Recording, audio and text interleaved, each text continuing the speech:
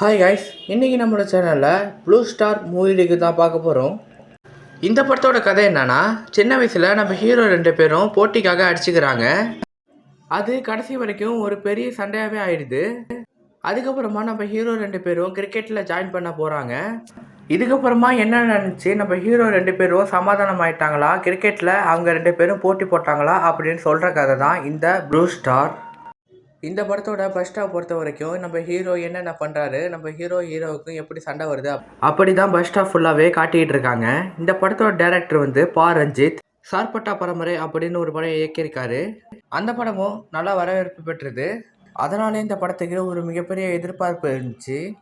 என்னை பொறுத்த வரைக்கும் ஃபர்ஸ்ட் ஹாஃப் எனக்கு ஒரு ஓகேவான ஃபர்ஸ்ட் ஹாஃபாக தான் இருந்துச்சு. ஏன்னா இந்த மாதிரி கதைலாம் நம்ம தமிழ் சினிமாவில் ஏற்கனவே இருக்குது. அதனாலேயே ஃபர்ஸ்ட் ஹாஃப் எனக்கு அந்த அளவுக்கு பிடிக்கல.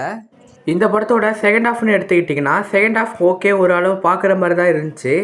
ஏன்னா செகண்ட் ஹாஃபில் இவங்க ரொம்ப ஒரு அரசியல்வாதி விஷயமாலாம் நிறையா காட்டிகிட்டு இருப்பாங்க. அரசியல்வாதி என்னென்ன பண்ணுறாங்க அப்படின்னு காட்டுற சீன்ஸ் எல்லாமே செகண்ட் ஹாஃபில் கொஞ்சம் நல்லா இருந்துச்சு. எனக்கு செகண்ட் ஹாஃப் ஓகே, ஓரளவுக்கு பார்க்குற மாதிரி இருந்துச்சு. இந்த படத்தில் சாங்ஸ் எல்லாமே ரொம்பவே நல்லா இருந்துச்சு. பேக்ரவுண்ட் பிஜிஎம்மும் ரொம்பவே நல்லா இருந்துச்சு.